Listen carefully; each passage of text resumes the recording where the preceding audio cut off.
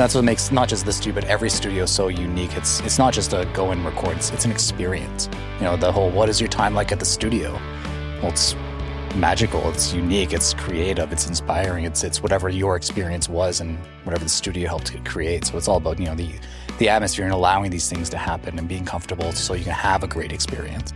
Welcome to Gritty History, a podcast from the City of Hamilton and Hamilton Civic Museums, taking you beyond the physical museums and diving into the fascinating stories from the city's past and present. In this audio series, we'll explore the people and places that make Hamilton, Ontario so special. Our first series, Liner Notes, digs into the work of Hamilton music. My name is Meredith Leonard, and I'm a senior curator at Hamilton Civic Museums. Joining me for this series is Russ Piva, aka Stereo Russ, musician and host of Inside the Music with Stereo Russ. Thank you so much for joining us. Let's press play. Today we're joined by Will Crann, Tristan Miller, and Emma Whale of Catherine North Studios, located in downtown Hamilton. Will is a co-owner and producer whose credits include Blue Rodeo, The Trues, and Elevator. Tristan is a co-owner and technician who specializes in designing and building custom recording equipment. And Emma is an engineer and producer whose credits include Whitehorse, Leith Ross, and Jesse Adams. In this episode, we're going to uncover what studio life is like, from day-to-day experiences to notable memories, and uncover the importance of a recording studio within a community. Well, Tristan and Emma, thank you so much for joining us. To get us started, could you give us a brief history of Catherine North in the studio? How far back do we go? The original Catherine North started, the studio was in a house on Catherine Street North. It was started by a guy, Glenn Marshall, Dan Aiken as well was there. The earliest known start of first recording that was done there, we believe is very early 90s. And that was deciphered through Gunner, Jamie Smith, who's also in Hamilton. He figured that out by interviewing some people and let us know that that's when it started. Glenn Marshall would have a much better idea of, the original start there. But yeah, it started in the house, and eventually late 90s, early 2000s, Dan and Glenn migrated here into the studio, into the church that we're in now. And we've been here ever since. So you're Catherine North, but not on... It confuses a lot of people. So yeah, we are no longer on Catherine Street North. And even more confusing is Catherine spelt different than Catherine North Street. We are like an ER, and it's instead of an AR. Yeah, I'll get texts from people like local Hamilton artists. I'll get a text 15 minutes after they're supposed to be here, being like, "Hey, we can't find the place. We think we're here, but and I'll go, "Oh yeah, right, Park Street, not Catherine Street." We are in Google. If you type Catherine North Studios, we do come up. And of course, to add to that confusion, on Catherine Street North is the Threshold School of Building, which has Michael Keir and Threshold Recording Studio in there. Is Michael Keir alumni of Catherine North, if I'm not mistaken? Michael Keir, yep. So when Glenn Marshall left the business, I think 2004, 2005, 2006 area, Keir went with him as well, and they started Vibe Wrangler, which was over by Gage Park, Cumberland area. It's now a place called Boxcar Studios. Ben, Sean, and Matt run that place still, and I'm sure there's other people that work out of there as well. Yeah, Keir he did a lot of his starting and getting his feet into the ground out of this building as well. So you said that the Catherine North has been kind of around since the 90s, and it's kind of had different evolutions. Could you share with the listeners kind of some notable music, artists, songs that have come from this studio? I think some of the big ones are probably the two City and Color records that were done here. Bring Me Your Love and Little Hell. Definitely notable. Those are the ones that when people are sort of walking into the building, they see those records up on the wall, gold platinum records on the wall, and they know what ones those are. Junk House's first album, is it their first album? Glorious Sons. Yeah, those are sort of the big notable records that have been done here. How much Feist has been recorded here? A tiny bunch bit? Of demos. So tie-in history of that is Dan Aiken, who passed away and left us in 2010. He's Feist's uncle. So there was definitely, mentorship from Dan to Feist, Leslie Feist, and there's definitely, some recording and demos that were done here, and songwriting that happened here with at her. least one live show that we have recorded on a tape reel downstairs. Yeah, found some old Feist demos that holding close to the chest. No. I just want to know what it means to have a music studio in a city like Hamilton. What does a studio bring to a city or a community?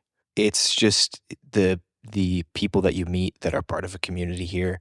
And then when you think you know everybody, then somebody else walks in the door that you've never met before, and it opens up a whole other sector of like the Hamilton, Southern Ontario music scene. It feels really small, but then all of a sudden you'll run into somebody that you didn't know before. And it happened to me earlier this year, where I like this like noise musician came in, and I was talking to her, and then all of a sudden I was like, oh, there's like this whole musical world going on that I had no idea about. I think the studio can really act as like a connector for people sometimes too. Like I'll have a musician come in, and then they're looking for a drummer, and so I connect them to this drummer, and then this drummer connects them to somebody else, and like the music industry really just spiderwebs out like that, especially like within a smaller community like Hamilton, not like, let alone like even within like the entire GTA, like everybody's pretty connected. And it can be cool to like meet somebody, like I'll like record an artist and then they go away, and then I'm recording a new artist, but that artist that I recorded like initially is playing in their band, and like it all, it's a big melting pot like that. Yeah. Studios, I think we're kind of like a hub in that network that has been described. Like, we know people, we connect people to other people connect us to other people. And it's because we're here, we're a brick and mortar kind of building, a facility. We're like a center point, a pillar, I like to say, a little bit of the Hamilton music community. Mm-hmm. And it's a way more tangible way to meet people in that way than like being connected through like Instagram or something. Because it is really easy to like find other people playing music in the city through Instagram. But yeah, if you all meet in like a common space, that's, I had a session relatively recently, and Ty from Elevator showed up, and I think he was coming by to grab a piece of gear. He was grabbing something for me in the basement. He was just like, who's upstairs? I don't know. Yeah. Gave a band name, and he just ran upstairs. I know them. Yeah. So then all of a sudden, we're working in here, and the door opens a little bit, and I see Ty's face. And I'm like, oh, come on in. And then like he was buddies with everybody in the band, and then he played guitar on the song, and it just kind of like happens like that sometimes. Not every day, but it's nice when it does. It seems like, and for those listening, it's not just this studio. Like, this is kind of the studios in general, whether it's this place or Halo or Grant Avenue. This is kind of the essence of a great studio in a community. We all overlap of who we know and who we work with, but also like, Grant has their own people that we don't know about. Kier has his own clientele that we don't work about, as well as like musicians that we don't know. Like, as Will mentioned, the noise scene that's in the city, like we didn't really know it existed. But as once you look at it, once you get connected, like you realize all these little subgenres and scenes are so vast and big that, it's the network's endless. Catherine North was one of the first places we came when we started researching this music exhibition. So we sort of saw a little piece of that already. But one of my favorite stories we had from that day was about your logo and the birds. Can you tell us a little bit about that? So the crow logo that's just kind of been adopted and grew into our business cards 22 decades ago, into like even today, it's still one of our main used logos. That was created by a visual artist, Tor, who lives 3 or 4 houses down the road from us here. Still there. His kids are now grown up. I caught them picking raspberries a couple weeks ago. During that Elevator show, actually. Get off my lawn, kids. I gave them permission. It was actually in exchange for this little blurb that I got from Tor about the crows. I said, if you answer me, I will let your kids pick raspberries. So Tor, the crow installation is coming up on its 25th anniversary. They were made at the start of maybe 5 or 6 years of studying, drawing, depicting crows as a central theme of Tor's art practice. They also occur very frequently in his songwriting. Side note, Tor is also a musician who's done some recording here many, many, many years ago. In a nutshell, Tor is fascinated by the fact that the crows are on every continent. They seem to symbolize everything from good luck, bad luck, war, death, and comedy. Tor has done several large installations of them in the past. The Blackbird Dress Shop purchased one of them for their shop, and there's a public installation in the east end of the city. He thinks he traded the crows that are at the Catherine North for some of the recording time that he used back in the day. There you go. Bet you're sorry you asked. Thanks for the raspberries. I love that it was like a barter situation. Info for raspberries. Info for raspberries. If you're enjoying this conversation, you might want to check out the Punching In exhibition. which explores the work of Hamilton's music scene, on display at the Visitor Experience Center, located at 28 James Street North throughout 2026. Now, back to our conversation.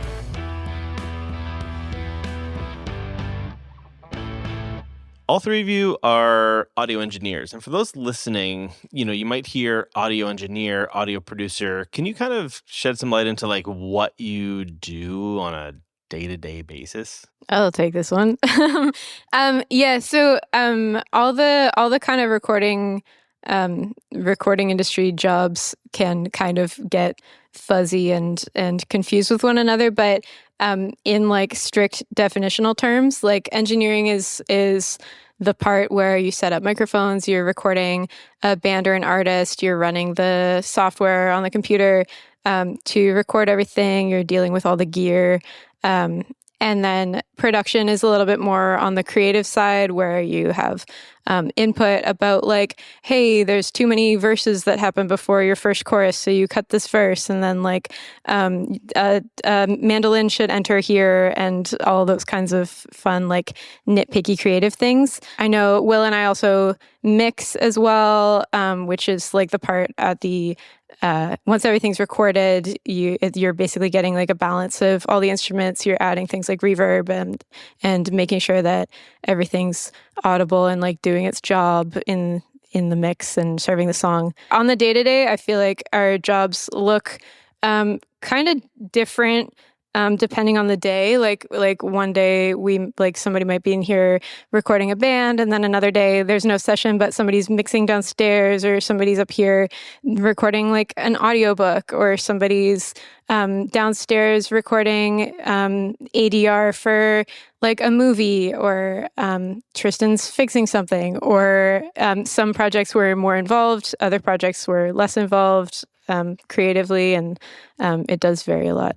Is an engineer always a producer? Is a producer always an engineer? Or are those kind of separate jobs? Traditionally, they're separate jobs, but I think the reality of making music these days is that if a band comes in to the studio here and I'm recording them, they're probably not hiring another producer. Sometimes they are. A band will bring in a producer, an artist will bring in a producer, and then in that case, myself, if I'm engineering it, I'll just engineer, and I don't worry about what's going on with the performances, with the songs. I just worry about the technical side. But most of the time, we're sort of operating as both at the same time. So if you're the engineer and there's no hired producer, you're sort of the de facto producer on the session as well. And now you have to start thinking about, okay, is this song too fast? Did they play a bunch of wrong notes in the bridge? Those sorts of things. Yeah. Can I like make an amendment to part of that too? Because I feel like you're not always like the de facto producer. Like sometimes a band comes in and they're producing themselves, and you're just the engineer, and they make all their own decisions, and you're just dealing with the audio. And then in practice, I've never been yet like just a producer and not an engineer on a session. But except for my own music, where I can sit on the couch and be a diva and not touch the mics if I don't feel like it, which is really nice. Thank you, Will. Can I coin the term here, producer-neer? Producer-neer. This business is not a 9 to 5. Compared to like most desk jobs that people might have. It's every job, every task, every session, every recording is so unique and different, because we're dealing with capturing people's art and helping them create art into a form that you can hear back. Everyone is so unique and special that it's hard to put a hat on at the start of the day and say, hey, here's my role. And with every client, with every project, it's always learning that boundary of, am I just here to put the microphone, hit the big record button, or is my input allowed? Is my input requested? Am I required to have some suggestions here? Knowing those limitations and boundaries of the project is part of running the business and being a good engineer or producer, and combination of all of that. Yeah, it just seems that like roles and work in the music industry is so fluid that way, and so that you might come in and do one thing one day and you're doing something completely different another day, just depending on people's artistic preferences. We're working on this music exhibition for Hamilton Civic Museums, and we've titled the exhibit "Punching In." Can you share with us what that means in terms of recording? I can share something there. Oh, I had a little tick in my voice. Can we go back and I punch in over top of that line? I'm going to say the word there again. That's a quick, rough example of like, that's a punch in. Wow. So, Nicely done. You took us for a ride? Yeah. So the punch in is, when you're doing like, let's say you're laying down a really slick guitar solo on top of a part of a song and you flub one note. The 3-minute long guitar solo you did was perfect except for that one flubbed note. When you punch in, you would go back, you'd hear yourself playing the solo back, and right as that note comes in, we'd hit the record button, you punch in that note, that one that you flub, you re-record over top of it, and then we take the system out of record, we stop recording, you keep the rest of that guitar solo. So the punching in is like inserting that one correction. Is that common? Oh, all the time. Punching in? Yeah. Yeah. Every single day, multiple times a day. Even bigger sections, like sometimes I'll record a whole band and we'll do a couple takes and they'll be like, we nailed everything except for the pre-chorus, the first pre-chorus. And so I punch everybody in for the entire section of the first pre-chorus and make that edit, and that totally works as well. Punching in is a great name, by the way. I love that. Full credit to Russ on that one. We had a really early meeting about this exhibition, and then you, I think, were riding your bike and you sent us a text message from your bike and you're like, I've got the title. And we were just like, we were so excited. We're like, yes, you're visionary. It's a great title. I was thinking about the Arkells song, The Boss is Coming. Right. And then the bridge is like, it's like, I'm punching out, I'm punching in. Yeah. And then I was like, oh, punching in. And then like it was also about like work, like the work of music. So like you're punching in. Yeah. Right? And that's so Hamilton. And speaking of the Arkells, they recorded here too, like an acoustic thing, not any of their albums, I don't think. But Study music. It's an acoustic EP. This exhibit is all really about stories that come out of the music industry. And there have been so many incredible stories we've had the privilege to get to uncover. Could you share an iconic or a fun studio story that you think really encapsulates the value of the recording studio to music production or to the community? The story that popped in my mind is a couple years ago, we were recording an album here over the course of a week with this artist named Leith. And some evening in the middle of that session, the group of musicians all got in a big circle in the middle of the floor, and I think everybody had an acoustic guitar in their hands, and it was like sort of like a breakdown acoustic ending of a song. And they started jumping up and down, both feet, and like 8 people in a circle just jumping. And this is an old building. And I think Tristan was in the basement and said something about plaster dust coming down from the ceiling. You know, little... The floor structure was the floor was bowing definitely every time. Testing the limits of it on that one. I think actually in the basement, our Studio B, there's acoustic tiling hanging from the ceiling, and those were just hanging on chain. I could see the tiles starting to swing just from the amount of shake of the floor above it. Yeah. So that was a fun moment. I just think there's countless special little moments like that. Most of the stories are all unique and personal to those sessions and the clients that are there. Some of them are fun to share, but also like a lot of them you can't really share because like you weren't there. You'll never understand because you weren't part of the joke at the time or the experience at the time. And that's what makes not just this studio, but every studio so unique. It's not just a go and record. It's an experience. The whole what is your time like at the studio? Well, it's magical. It's unique. It's creative. It's inspiring. It's whatever your experience was and whatever the studio helped to create. So it's all about the atmosphere and allowing these things to happen and being comfortable so you can have a great experience. Mm-hmm. We did a voiceover session and a little ADR session. Or Emma engineered it for a Hallmark movie. This was 2 months ago. Local Hamilton actor just needed to punch in a few lines where they just had to, redo for the movie. They punched in. Mm-hmm. And, I happened to bring down from my garden at my house, I brought down a giant beefsteak tomato. Mm-hmm. But the artist, as the actor was leaving, she'd notice it on the table. And she's like, oh, that's a big tomato. I was like, do you want it? I have more, just take a tomato. So she went home and it became an Instagram post. Like went to the studio, did a voiceover, and now I have a tomato. She was like, you guys made my day.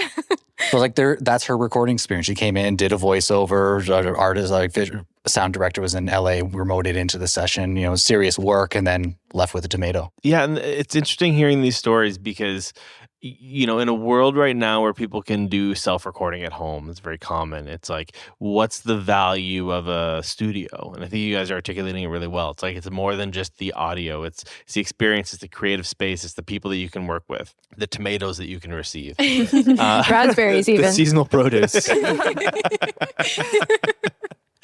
So for someone who may be looking at audio production as a career, what advice or thoughts or just feelings might you have for someone who wants to be in your shoes one day? I have some go-to pieces of advice, which are meet everyone you possibly can, because so much of this industry is about networking and honestly, just making friends. And you never know kind of what opportunities are going to come from which people, and I don't know, the ways that different friendships can be valuable to you in this industry. And then also just don't stop doing it, because a lot of it too is about luck and opportunity. And I don't know if everybody agrees with this, but I have a firm belief that the people who are successful in this industry are the people who are just persistent about it and don't stop doing what they love, to be corny. So yeah. In a more concrete way, get really, really good at whatever digital audio program you work in, whether that's Pro Tools or Ableton or Logic or Reaper or whatever. Just become the best at that, and listen to as much music as you can fit into your day. And yeah, meet lots of different people. Just try and move through the world, your community, with as little ego as possible, and just be a nice person. And it sounds like kind of standard advice, but reputation can follow you around. And I've met people who I worked with for one day 8 years ago and had a really great experience with them, and then I all of a sudden I'm working with them 8 years later, and it's like, oh hey, it's you. And if we maybe didn't have a good time that day, it wouldn't be as good now. But yeah, it's a small world, it's a small industry, and just being humble and kind goes a really long way. This is going to sound very, very vague and open, but figure out what you want to do. That's my advice and it's hard when you're young and just starting out, or even if you're just entering the industry, because there's so much, and we already covered the engineer and producer kind of vagueness of roles and how it's a gray area. Learn everything as much as you can. Be open to everything. Try everything as much as you can if it interests you. Because you can specialize in only engineering, you can focus just on songwriting, you can focus just on producing things. Figure out what path do you want to make your own career, and what do you want to do that satisfies your desire to be in this industry. On Dan Aiken's tomb, where his ashes now lay, it is a little phrase that's been ingrained into me for the last 15 years. Follow your passion. Those are words that he used all the time. It's now on his tombstone. It's just follow your passion. You got to figure out what that passion is, and then focus on that and learn everything around that to get to that, and helps, elevate you to where you want to be to do what you want to do. I agree with all of that, but also I would advise to keep an open mind as well. If what you want to do is production, and this, I had a little quarter life crisis when I started working here right at the beginning, because I was I want to be a producer, but now what I'm mostly doing is engineering, and I don't know if this is the right path for me or whatever. But you never know where the opportunities that are coming to you are going to lead, and being pouring all your energy into the thing that you're most passionate about is important, but also leaving room to be proficient at a lot of other skills too is really helpful in the music industry in particular, because sometimes you have to do a whole lot of stuff to build a career out of it, at least when you're still coming up. It seems like there's a really great community and sort of like a kind of alchemy when a bunch of creative people come together. And so I think that the studio, from my very non-musical experience, it just seems like this is one of those spaces and places where if you show up and connect with like-minded people, or even people who just have other sort of creative dreams, that good things will happen. And so there's a value to like being here in person that maybe you don't get when you're recording at home or sort of digitally, that there's just that like community that's built, which is really lovely to see and experience, just sort of being able to walk into the studio space. It's that immediate collaboration, that immediate feedback of other people in the room as you're working. It's not a, write an email, see what they think afterwards after they think about it for a night or two. This is like immediate, like raw creation when we're working with other people. It's more direct, more intimate, more, personalized and unique and special. Do you have a favorite Hamilton artist, past, present, or just someone that you've really enjoyed working with or that you like to listen to? I will always have a place in my heart for Junk House. Definitely no bias there at all. Other Hamilton musicians that are always dear to me would be, Jeremy Greenspan, the Junior Boys, good friend of mine. I love all of his music, and I enjoy working with him through his studio as well. And then Jessie Lanza, also another. She's now, I think she moved to LA, San Francisco area, but originated from Hamilton. Her family's still here, and that was just a lovely woman. Elevator. Yeah, I was going to say Elevator too. I stole your answer. Yeah. Linebeck, I think, did they just move to Hamilton? Do they count? Yeah, they count now. Jesse Adams, Ariana Fig. There's a band called No Beauty that I've been into lately. My friend Hell is in that band. My friend Dev, who's in another band called Burrs. Yeah, so many great bands. Is there anything else that you'd like to share? Hamilton is just filled with an amazing amount of not just musicians, but the technicians, the engineers, the tour managers, the industry that thrives out of Hamilton is so massive that I don't even know every single tour manager that lives in the city of Hamilton. It's just it's endless. And we're talking people that aren't doing like little tours, like international stuff. It's Hamilton's full of the little bar band scene all the way up to touring international musicians. It's so vast that it's easy to overlook how big the industry is while being also so small and so tiny in the city. People do forget about Hamilton sometimes, I feel like, because Toronto is like obviously the biggest hub for music in Ontario, but I think Hamilton is the second biggest. Like, we have so many recording studios for some reason. I don't know why it happened this way, but there's a huge music scene, huge art scene here, which is extremely cool. Will, Tristan, Emma, thank you so much for taking the time today. For all you listening, thanks for listening, and have yourselves a wonderful day. Thanks. Thanks for having us. Thank you. Hope everyone enjoyed listening, and hope you keep creating music and listening to music and support the local music scenes. Thank you for listening to the Gritty History Podcast, brought to you by the City of Hamilton and Hamilton Civic Museums. This episode was hosted by Meredith Leonard and Russ Piva. Produced and edited by Stereo Russ Media. Original music by Emma Whale. This series' episodes were recorded at CFMU Studios at McMaster University, Catherine North Studios, and Bridgeworks. If you enjoyed listening, please share this podcast with someone who loves all things Hamilton and history. Please rate, review, and subscribe. If you'd like to explore more, you can visit us online at hamiltoncivicmuseums.ca. Thank you for listening.